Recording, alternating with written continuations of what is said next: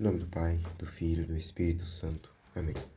Que Nosso Senhor nos abençoe, nos conduza à verdade e que nenhum mal seja cometido nessa nossa catequese de hoje.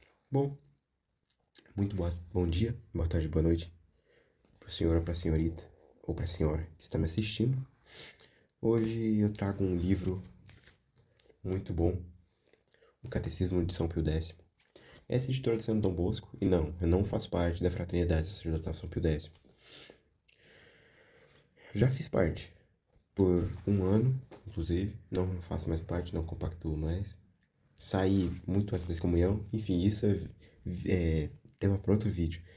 Vamos continuar. Eu quero começar aqui agora uma playlist, uma minissérie, explicando os 10 mandamentos, um por um vídeo para cada. E o Catecismo de São Pio X me explica muito bom. O Catecismo ele foi feito numa época que os fiéis não estavam sabendo o básico da doutrina católica. E aí o São Pio X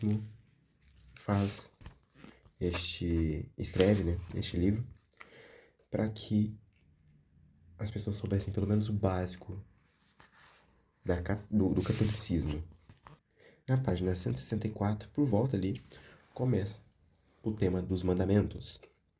Mas, mais especificamente, na página 170, não, perdão, no parágrafo 164, mas mais especificamente no parágrafo 170, começa sobre o primeiro mandamento, que são divididos em 5 partes. Bom, eu peço perdão porque eu estou gripado. Por que é tão importante sabermos dos mandamentos? Não precisa decorar em ordem nem nada do tipo, mas você saber, porque isso equivale à matéria do pecado mortal. Como eu disse no vídeo passado, o pecado mortal é o pecado que nos leva para o inferno. É bom que você veja o vídeo, caso você não tenha visto. Enfim, outra questão muito importante. Muita gente pensa assim, o pecado mortal requer consciência, então se eu não estiver sabendo, eu não vou ser julgado. Seu julgamento será menor, mas tem um porém. A ignorância não é uma bênção, ela é uma maldição. Vejamos, se não me engano, eu sei que tem realmente uma bula papal contra isso, mas eu não lembro qual o papa, por isso que eu falei, se não me engano foi o Papa Pio IX, decretou que para alguém em ignorância, né, ser salvo, é necessário que essa pessoa siga a lei natural. O que é a lei natural? Os mandamentos. Essa pessoa não precisa acreditar em Cristo, a pessoa ignorante, claro. Mas se ela seguir os mandamentos, ela pode estar sendo salva. É muito difícil. Gente, vocês acharam... Aí muita gente pensa assim, nossa, mas então é muito difícil, é quase impossível alguém na ignorância ser salvo. Sim, porque a ignorância não é uma bênção. Se dentro da igreja já é difícil ser santo, imagina fora dela. Bom, vamos então começar aqui no parágrafo 170 do Catecismo de São Pio X. O que nos proíbe o primeiro mandamento? Vou contar uma história aqui. Santo Estevão, um dos 7 diáconos escolhido pelos apóstolos, foi o primeiro a selar a sua fé com o martírio. Repleto de graça e de fortaleza, pregava a Jesus como o verdadeiro Messias prometido. Ninguém podia resistir à sua sabedoria. Foi conduzido ao sinédrio para ser julgado. Falou sobre Jesus com tanto ardor que seu semblante assemelhava-se ao de um anjo. Os escribas, os fariseus e os doutores da lei, não sabendo como responder-lhe, rangiam os dentes de raiva e tampavam os ouvidos para não ouvir. Há muitos meninos que vão à escola para lá aprenderem todas as ciências humanas, mas não frequentam o catecismo, ou quando frequentam, distraem-se brincando, não prestam atenção às explicações e não se interessam em estudar a doutrina. O primeiro mandamento proíbe a ignorância das verdades.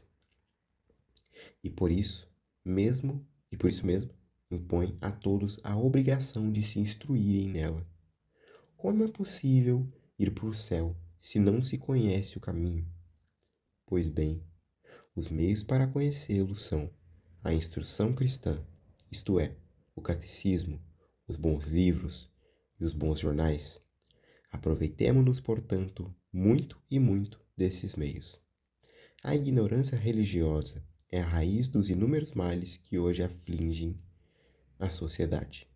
Papa Bento XV. Bom, o primeiro mandamento, a maioria das pessoas sabem qual é o primeiro mandamento, pelo menos,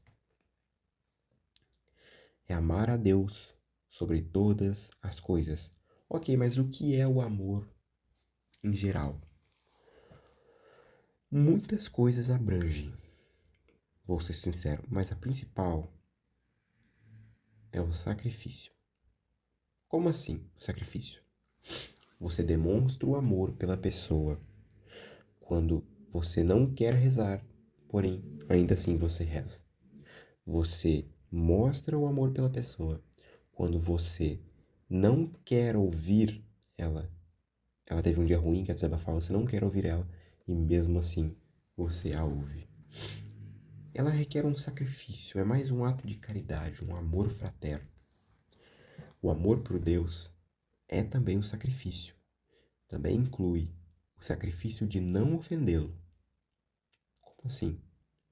O amor por Deus é aquele amor que você faz de tudo para não ofendê-lo, ao mesmo tempo que você faz de tudo para agradá-lo. Esse é o amor por Deus. Qual a diferença de idolatria e adoração? A idolatria é quando você coloca algo acima de Deus ou no mesmo nível que Deus. A adoração é quando você ama algo acima de Deus ou o mesmo tanto que Deus. Não necessariamente precisa ser uma pessoa, pode ser muito bem um jogo que você coloca acima de suas orações, pode ser, enfim, inúmeras coisas podem entrar nessa categoria de adoração. Bom, vamos aqui para as perguntas e respostas. O que é a impiedade? A impiedade é a recusa de todo culto a Deus. O que é a superstição? A superstição é o culto divino de latria prestado a quem não é Deus, ou também a Deus, mas de modo não conveniente. Por isso a idolatria, ou o culto de falsas divindades e criaturas, o recurso ao demônio, aos espíritos e a todo meio suspeito para obter coisas humanamente impossíveis, o uso de ritos inconvenientes, vãos ou proibidos pela Igreja. Outro tópico muito importante. Cristo não foi católico. Cristo é o catolicismo. Bom, o que eu quero dizer com isso? Pela autoridade da Igreja, é lícito que seguimos os mandamentos que a Igreja nos impõe, porque elas falam, porque elas, né? Ou seja, a Igreja é o modo que Deus nos deu para falar conosco. Não é lícito você ler um livro que foi banido pela Igreja, claro, sem autorização de um padre decente, um padre estudioso, de preferência que seja seu diretor espiritual que o conheça muito bem, né? Se você ler um livro que é banido pela Igreja, você incorre a perigo de excomunhão automática. E você peca contra o primeiro mandamento, porque você desobedeceu uma ordem de revelação divina. Ou seja, Deus revelou através da Igreja que é proibido fazer tal coisa, e você vai lá e faz. Você pecou contra o primeiro mandamento. Amar a Deus sobre todas as coisas, isto é, não ofendê-lo, e você o ofendeu. A mesma coisa se dá com atos de superstição, signos. Bom, vejamos mais. Cartomantes, espíritas, consultas espíritas, né? Consultas com cartomantes, previsão de futuro que, sinceramente, essas coisas são não só uma ofensa, mas sim uma blasfêmia, porque você não confia em Deus. Isso mostra a sua falta de confiança em Deus, a quem você mais deveria amar. Vejamos, Jó perdeu tudo e continuou perseverante em seu amor por Deus. Reze fervorosamente para que Deus tire essa sua vontade, essa sua inquietação, essa sua preocupação. Por exemplo, eu falo assim, pare de se preocupar. Aí você fala, não consigo. Então reze para que você consiga. Eu não duvido que você não consiga. Eu duvido que você não consiga pedir. E isso será lhe dado, se Deus quiser. Ah, mas se Deus não tirou, então é porque ele não me ama. Não, porque ele irá tirar um bem disso. Deus sempre tira um bem de um mal. Deus sempre tira um bem de um mal, pois ele é sumamente bom. Mas você tem que lembrar que você tem que entregar a sua vida totalmente a ele. Amarre suas mãos e entregue o seu coração e deixe para que ele faça o que ele bem entender. É isso que é confiar em Deus. Não importa se ele me mande dores, não importa se ele arranque meus parentes que eu mais amo, não importa nada, nada, senão a Deus. Senão a Deus. O que é a irreligiosidade? A irreligiosidade é a irrelevância para com Deus e as coisas divinas, como o tentar a Deus, o sacrilégio ou a profanação de pessoas ou de coisas sagradas, a simonia ou compra de vendas de coisas espirituais ligadas às espirituais, venda de confissão, venda de indulgência, essas coisas são uma blasfêmia contra Deus. A profanação, como crucifixos, como a Eucaristia, que é muito comum, infelizmente, muitos feiticeiros roubarem a Eucaristia para profaná-la. Inclusive, a maioria dos milagres eucarísticos foram por isso. Bom, continuando. Se o culto das criaturas é superstição, como não é superstição o culto católico dos anjos e dos santos? Nossa, isso é muito importante. O culto católico dos anjos e dos santos não é superstição, porque não é culto divino ou de adoração, devido somente a Deus. Que, no caso, a latria, eu vou explicar. Nós não os adoramos como Deus, mas os veneramos como amigos de Deus e pelos dons que possuem dele. E assim, em honra do próprio Deus que opera maravilhas nos anjos e nos santos. O que é a latria? Bom, são os 4 graus de honra que se tem na Igreja Católica, na Santa Igreja Católica. A dulia, a protodulia, a hiperdulia e a latria. Como que funciona? A dulia é uma honra e veneração dada somente aos santos. A protodulia é uma veneração dada somente a São José.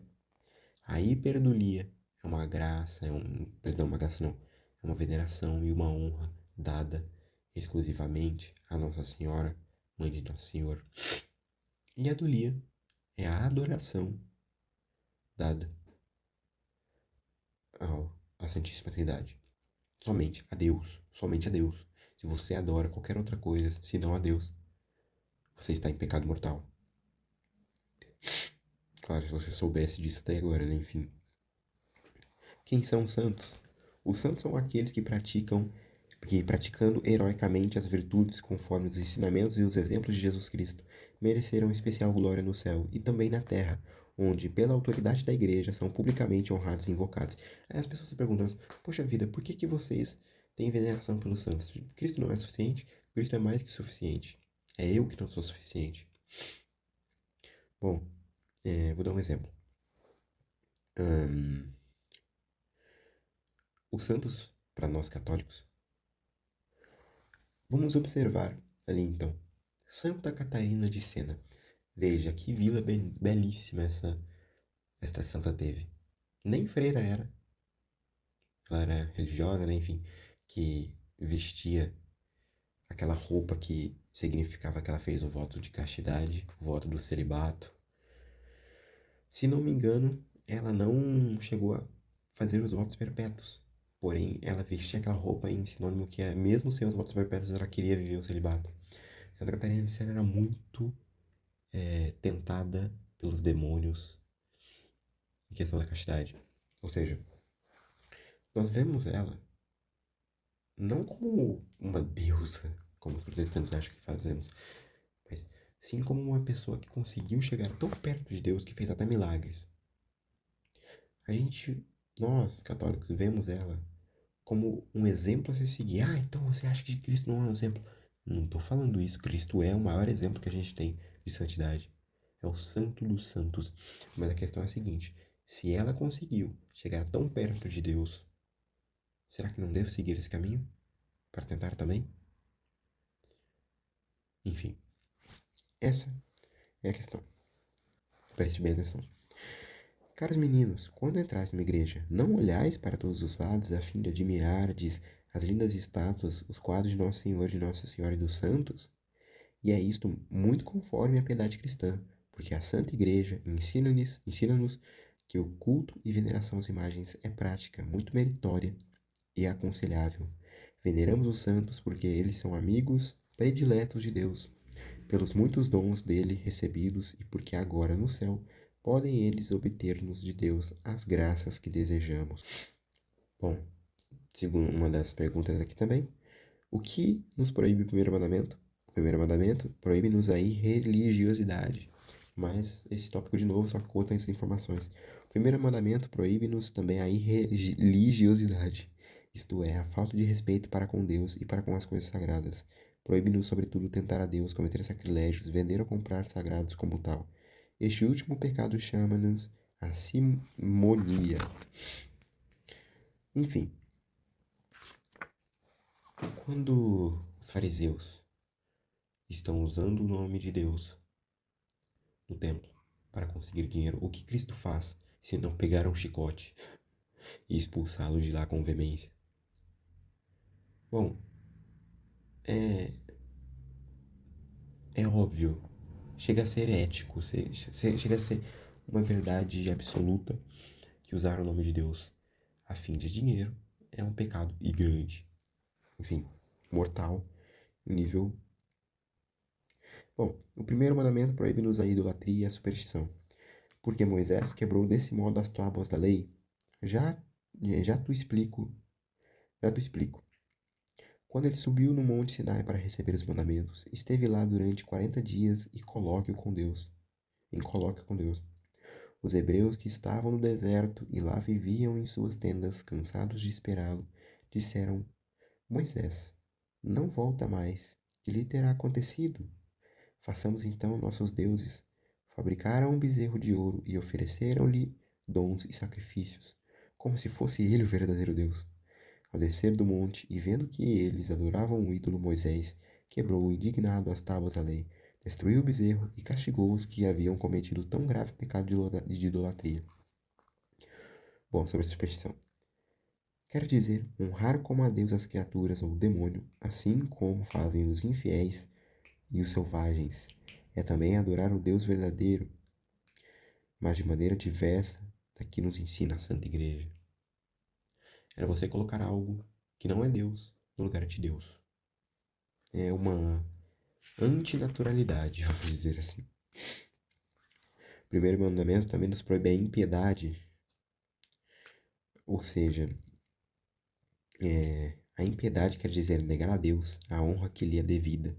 Por exemplo, um homem que não vai à missa, que não faz a sua comunhão pascal, que zomba de Deus, dos mandamentos e dos santos e das coisas sagradas. Mas o Espírito Santo nos diz que Deus aborrece igualmente o ímpio e sua impiedade. O Senhor, em Sabedoria 14:9, né? E o Senhor pune com tremendos castigos este horrível pecado. Baltazar era um rei ímpio e não temia a Deus. Certa vez, num banquete, mandou servir iguarias em vasos sagrados e preciosos, roubado no templo de Jerusalém. E o que lhe sucedeu? Apareceu de repente uma mão que se pôs a escrever palavras misteriosas na parede do salão. Aterrorizado, mandou Baltazar chamar o profeta Daniel para que as interpretasse. Era a sentença divina de sua condenação.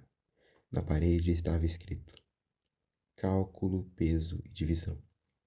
Deus pede conta de tua vida, disse-lhe o profeta. Foste pesado na balança e julgado leve. Teu reino foi dividido e dado aos medos e persas. De fato, naquela mesma noite, os inimigos entraram na cidade e mataram o rei.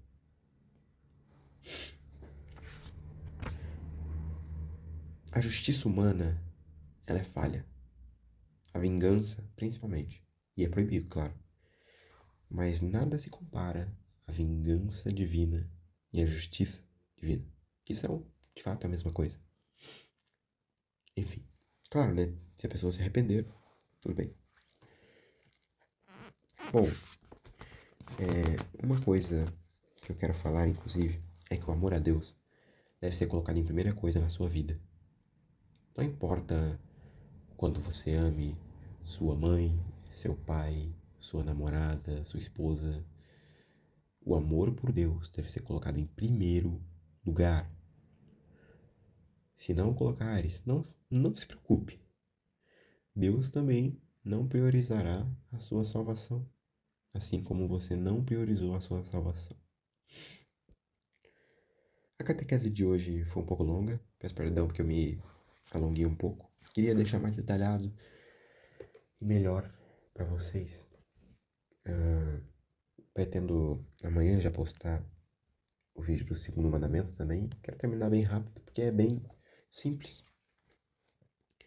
Mas lembre-se, só serão salvos aqueles que levam ao pé da letra, aqueles que são chamados de fanáticos ou loucos extremistas, como diz o Porquinho BR, né?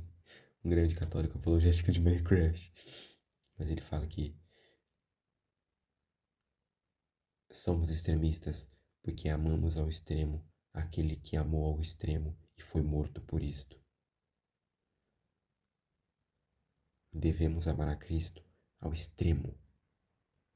Não importa se o mundo nos ache loucos ou, enfim. O que importa é o que Deus acha de nós. Não se importe em se machucar por Deus. Não se importe em ser chamado de loucos pelos próprios pais ou pelos amigos, ou de perder o amor da sua vida, se for preciso, porque o amor da sua vida, primeiramente, é Deus.